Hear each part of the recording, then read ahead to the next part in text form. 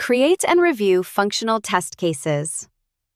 Follow the process to add a new functional test case, specify steps, and review test case details. Select your project from the organization dashboard to get started. Navigate to the Test Cases section for a dedicated view of QA activities. Click Functional to focus on functional test cases essential for software quality.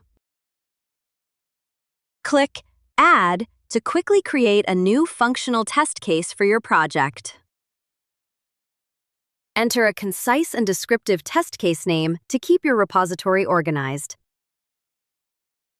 Start documenting the test steps by providing clear instructions in the Action field. Add specific test data here to ensure your test step covers real-world scenarios. Define what success looks like by setting the expected result for this step. Add another step with the plus button to build comprehensive test coverage. Hit Create Test to document your test case. Review or edit this step to confirm all test instructions are accurate and clear. Like, share, and subscribe for more videos from SpurQuality.